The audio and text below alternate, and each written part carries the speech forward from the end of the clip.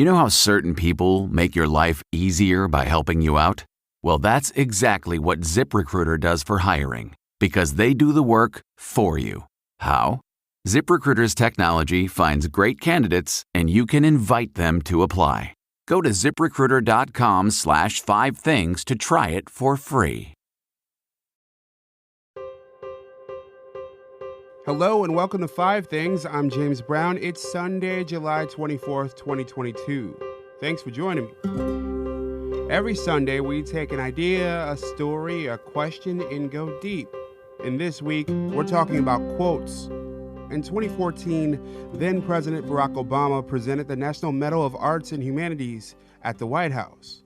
A little over a minute into his remarks, he said, The late, great Maya Angelou once said, "A bird doesn't sing because it has an answer. It sings because it has a song." The following year, the U.S. Postal Service introduced a stamp dedicated to Angelou with her face on it next to that same exact quote. It was an instant collectible because Angelou never said that. Children's author Joan Wash Unglin did in 1967. It even appears in one of her books. Mark Saunders, the Postal Service's spokesperson at the time, told the Washington Post that numerous references said the quote was Angelou's and that it was somehow attached to her book, I Know Why the Caged Bird Sings. And that's not all. There's at least a half dozen other quotes that people say are Angelou's that are in question by people like Fred Shapiro. He's our guest today. Shapiro lectures and works on special projects at Yale Law School. He's the editor of the Yale Book of Quotations and the new Yale Book of Quotations. We'll link to both in our description. In these huge books, he spends more than 2,000 pages verifying and explaining misquotations. From Mark Twain to Sarah Palin, Shapiro told me that every generation misquotes in their own way. Fred Shapiro, welcome to 5 Things. Hi, thanks for having me. One of the most quoted people of all time is Mark Twain. And as I understand it, we almost always get it wrong. Why is that? Oh, well, you're definitely right about almost always getting it wrong. That if someone tells you that Mark Twain said something, the one thing you can be sure of is that Mark Twain probably did not say that something. I mean, he did have many witty things that he said, but the things that people are quoting nowadays are usually things that were said much later than his time by other people, but they gravitate toward him. He's a quotation magnet, that people want to believe that some folksy person, some famous person said something that they like, but it's often not at all the case. Is there a specific Twain quote that gets misquoted a lot or more than others? Well, there's so many of them. I mean, just one example is golf is a good walk spoiled, which is almost always attributed to Mark Twain, but it actually, the earliest evidence of anyone using it was in 1913 after Twain was dead, and it was it's anonymous in terms of who said it. We don't really know who originated. A lot of famous quotes come out of the mouth of some obscure person who is quickly forgotten. That's a really interesting concept. Someone says something that is somewhat profound, yet that profound idea does not become well known until someone who is famous's name is slapped on it. Yes. And it's not just Twain that is a quotation magnet. You also get people like Yogi Berra, Oscar Wilde, George Bernard Shaw, that quotes get routinely attributed to when they never said anything like that. And sometimes you can tell the language, the diction, the tone of a quote is often very modern, but it gets attributed to someone from a past century when they just didn't talk the way that we talk today.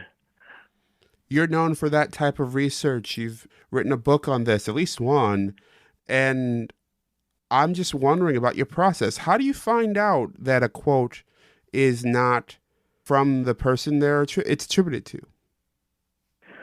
Well, I mean, I'm lucky that I came along at a time when the tools to do fantastic research of this kind emerged. The standard quotation dictionaries were Bartlett's Quotations and the Oxford Dictionary of Quotations, and they started in the 19th century or the early 20th century when there were no computers to help in research. When I realized that these quotation books were not reliable and not the product of deep research, I started developing my own quotation book, the Yale Book of Quotations, which has now become a standard quotation book. And I compiled the Yale Book of Quotations just at the time. I was lucky, just at the time when there was a huge explosion of computer, internet databases where you could search millions and billions, even trillions of newspaper articles, historical newspaper articles, old newspaper articles, recent newspaper articles, and also books. Millions of books can be searched now online, so that you could type in the words of a quotation, and the database like Google Books or newspaper databases will search a vast amount of material, and you can readily find what is the earliest record of something appearing in print. So I was able, time after time, to rewrite the standard stories of famous quotations and get much closer to the truth of who actually came up with the quotes that we like so much.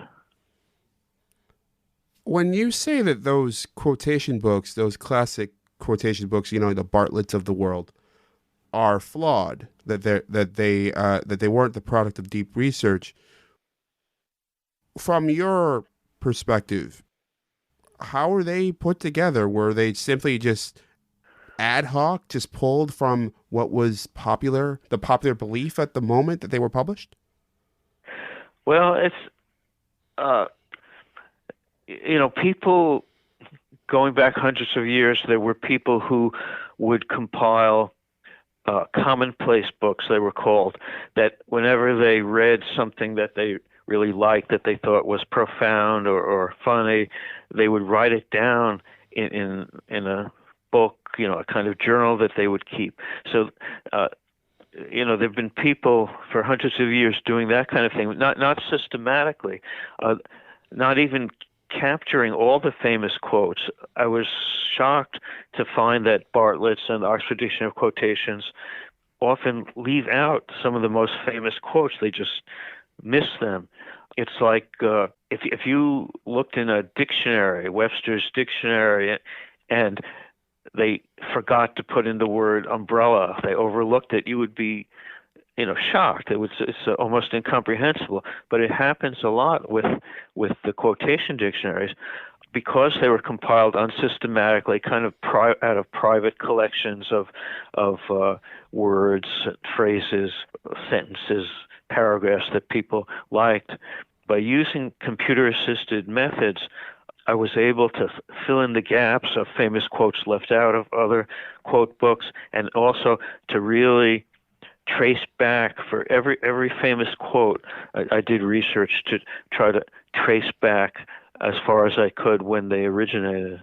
The people that compiled these books were they were knowledgeable, well-read people, and they did their best, but they just didn't have the methods that are now available. And I just came out with the new Yale Book of Quotations, which goes even further than the original one. It was just published by Yale University Press, the new Yale Book of Quotations, and that fully in every entry tries to trace back, do real research to trace back the origins of a quote. I think it's clear from our conversation so far that misquoting's not new, that it's something that's happened time and time again. Is there something about the misquotations of today that are different than they were in the past? Well, there's a tendency to make, our culture generally is going toward conciseness, snippets, soundbites. To people are less likely now to read through a book to try to struggle with a long argument of 300 pages. They go for things that are shorter. So some of the quotes, some of the misquoting comes out of that. Like I'll just give one example that in the movie Apocalypse Now. I mean, movie quotes are very popular. In the movie Apocalypse Now, there's the famous quote, "I love the smell of napalm in the morning. It smells like victory." So that's a very commonly repeated quote from Apocalypse Now. But the actual quote in the movie, if you watch the movie, listen to the movie, Robert Duvall actually says, "I love the smell of napalm in the morning. You know, one time we had a hail bomb for 12 hours. When it was all over, I walked up. We didn't find one of them, not one stinking body." The smell, that gasoline smell, the whole hill smelled like victory. So that's been condensed in the popular mind to a short quote, "I love the smell of napalm in the morning. It smells like victory." And that happens a lot. Things get quote remembered in a way that's punchier and shorter. Even in literary quotes like Shakespeare, Hamlet, there's a famous quote, "Alas, poor Yorick, I knew him well." Well, actually, he said, Shakespeare wrote, "Alas, poor Yorick, I knew him, Horatio." But "I knew him well" sounds better. It's punchier. So the popular mind changes quotes to make them flow better, to make them shorter. And I think that's happening more and more in our time now than it did in the past. That sounds like the impact of social media. Absolutely. Social media has a huge impact on this kind of thing, that people often say, well, to find out the wording of a quotation or who originated it or how it's supposed to be spelled out, you just have to go to Google. That's all you have to do. But if you do a Google search, you're going to get the full impact of millions of people misquoting things. And because Google comes up with an alleged quote or an alleged author of a quote, doesn't mean that's really the origins or the way something should be articulated. What would you say to someone who would argue that I get the gist of the idea, that it's not important to know specifically where this concept, this quote, this line is from? Often, if you get the source wrong of a quote, you get the ideas wrong, and then the lesson of what the person was trying to say when they originated it. And particularly in politics now, that political quotes often get distorted to serve some political agenda, and that that can have a big impact on our politics, on our vision of the world. People tweak quotes or distort quotes for their own purposes. Sarah Palin actually comes to mind in that concept that you're laying out. I don't know if you know the quote I'm speaking of. Which quote is that? It's widely believed that she said that I can see Russia from my house. Okay, that's a great example. What insight into Russian actions, particularly in the last couple of weeks, does the proximity of the state give you? There are next-door neighbors, and you can actually see Russia from land here in Alaska. So what she was saying was not literally that she could see Russia from her house, but that Alaska is close to Russia. So that got blown up into the ultimate proof of Sarah Palin being a fool, but that's not really what she said. And, if that line is to be criticized, the way to criticize it would be that she was presenting this as some kind of foreign policy credential that she was from Alaska and Alaska's near Russia. But the actual words got misquoted. And in fact, I can see Russia from my house came out of the mouth not of Sarah Palin, but of Tina Fey on Saturday Night Live. I believe that diplomacy should be the cornerstone of any foreign policy. And I can see Russia from my house. And in my book, I explain the truth of all that. One of the things that has got you attention in recent times is your work on the Pledge of Allegiance. What did you find when you researched that?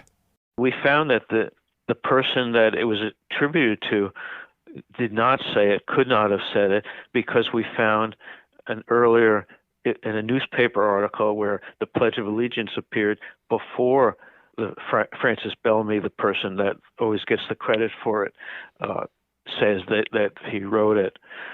It's clear that he stole the credit from someone, and it's possible that that person was actually a 13-year-old schoolboy in Kansas.